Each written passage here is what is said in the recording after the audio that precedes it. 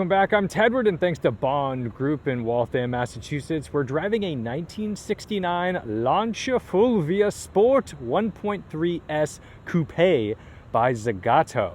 This is a very strange little car, and not just because of its wild fastback body style. No, this is a V4, a 1300cc V4 configuration, front-wheel drive, and it is just a joy to toss around. But my goodness, this is what old-school Italian motoring is all about, trying things. And yes, I did say V4, not inline 4, and there's a reason for that.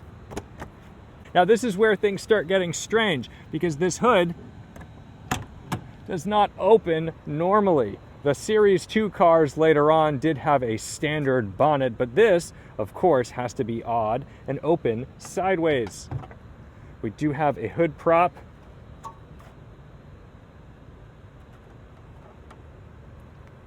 And there she is. It's nearly a square engine, and it's set way up ahead of the front wheels, and it is front wheel drive. So almost like a VR6 in Volkswagen cars back in the day, that's what this looks like.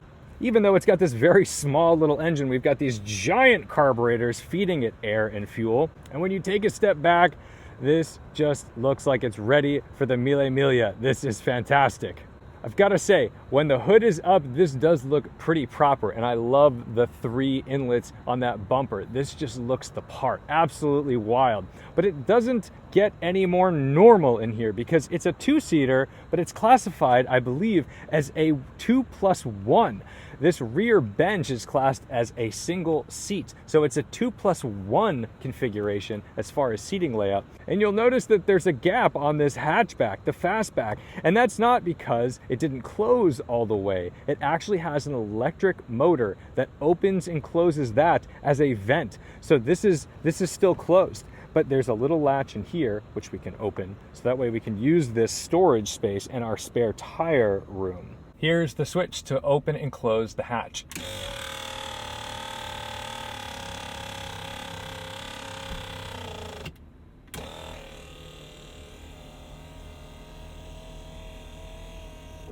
If you saw this at a glance and tried to read the script on the back, you'd probably not be able to do that. This looks like doctor's handwriting. It is pretty much illegible, but it does say Fulvia Sport 1.3. The 1.3 is just bananas over here, S. All right, now, another awkward thing about this car, to get into the fuel door,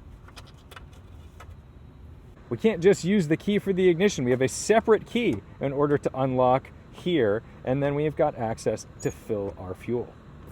To gain access to that spare tire, things get even stranger. Under here. Yes, this little guy opens up to additional storage for your spare tire, and it looks like we've got an Italian license plate and the bumpers that basically everybody takes off of this car because it looks way cooler without them. So let's close up our little Zagato friend, start it up, and take it on a short journey. And I say short journey because I believe we are on some fairly old tires, and I don't really want to get caught up on the highway crushing on-ramps and off-ramps, but it is a hoot to toss around at reasonable speeds, and this one has a 4-speed manual gearbox. Later cars had a dogleg 5-speed. This has a traditional H pattern and reverse, over and down. Starting the Fulvia is also a quirky Italian joy. So we've got our ignition key here. We turn all the way. I'm going to get a foot on the brake, nice neutral, and then we push the key in.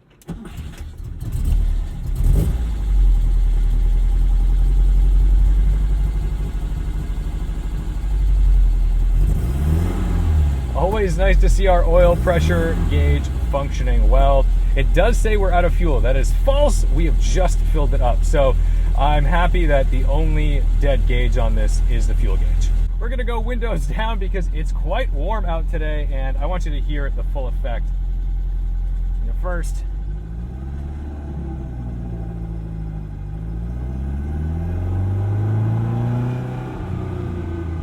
has incredibly light steering. That's like a big surprise. And it has no seat belts. So we'll try to be safe. These seats are very strange. They are incredibly soft, like very, very, very plush. I've never felt so much cushion from a seat. The bottoms are quite large. And then the backs, the seat backs, you kind of sink into the bolsters and they squeeze you real tight, but they're still soft. You can hear the little pops coming off this exhaust.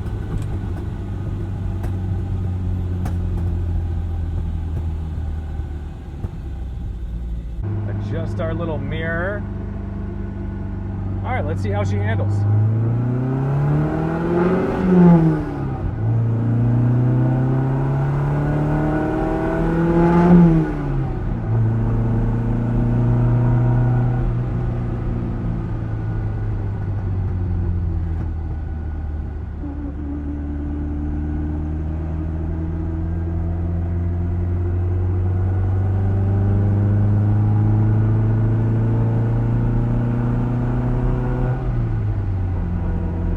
This shifter reminds me a lot of the Alfa Romeo Giulietta Sprint Veloce.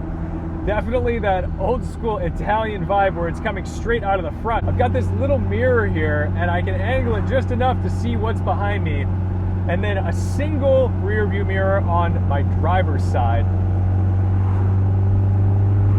Later cars ended up with dual mirrors and different door handles and all kinds of other different stuff, but this is the real deal.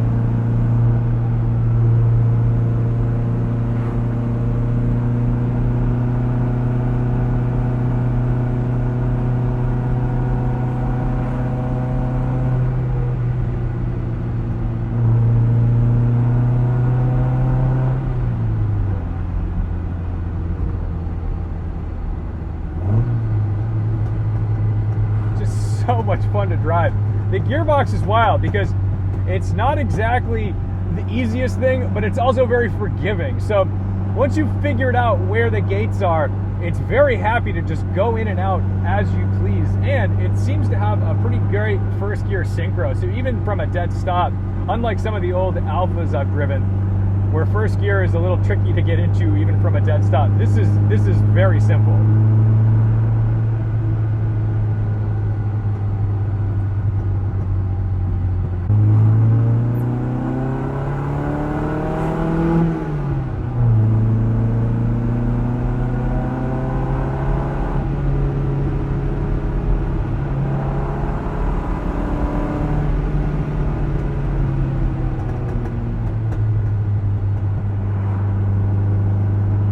Couple things to keep in mind.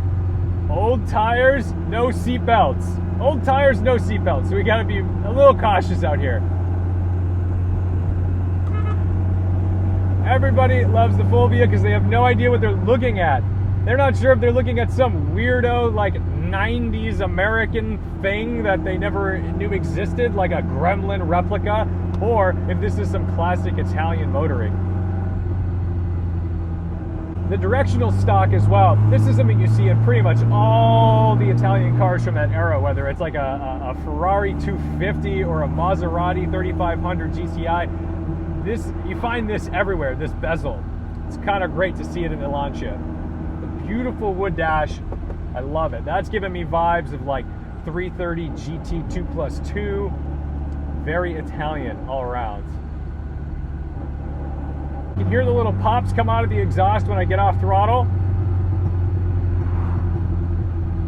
Something that we've basically been simulating with ECU tuning for modern cars, but was very real in 1969. Lancia's advantage with front-wheel drive would have been that this could drag itself out of a corner. What's really strange though is how little feedback I'm getting from the front wheels through the steering wheel. The steering is just remarkably light. I was not anticipating this at all. I can see why they went to a 5-speed later on. I've seen Harry's garage video with his 1600cc version with the dogleg 5-speed. The gear ratios seem a heck of a lot closer with that car, and of course, a bit more power. Let's go see if we can't find some quieter roads to play on. The brakes are there. They are there. They take a little bit of effort, but they get there. They'll slow you down. You've got 4-wheel disc brakes. The suspension's pretty compliant, so it soaks up all the bumps. And if you notice those front wheels, they're tucked up right into the body. So I would be a little nervous about rub under heavy, heavy load. You know, if you're gonna turn in and then get an undulating road, you're probably gonna hear some tires rubbing.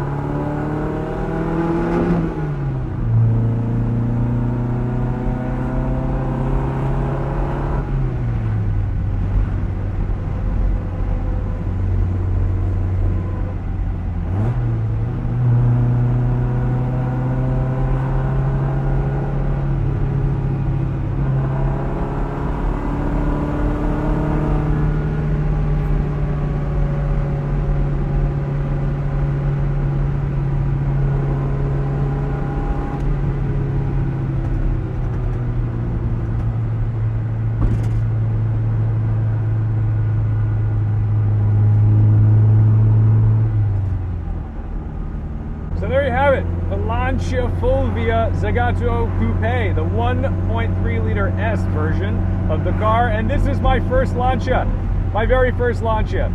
And it's very strange to be driving a front wheel drive V4. Hard to explain, it's a very strange vehicle, but it all kind of comes together. It is a hoot to drive. Never would have made sense to me on paper, but I think I get it. Special thanks to Bond Group in Waltham, Massachusetts for always pulling in the quirkiest, strangest, and coolest inventory. Thank you guys for watching, liking, commenting, and subscribing. And of course to the Patreon supporters for your monthly donations, which make this channel and podcast possible. Really, every little bit counts.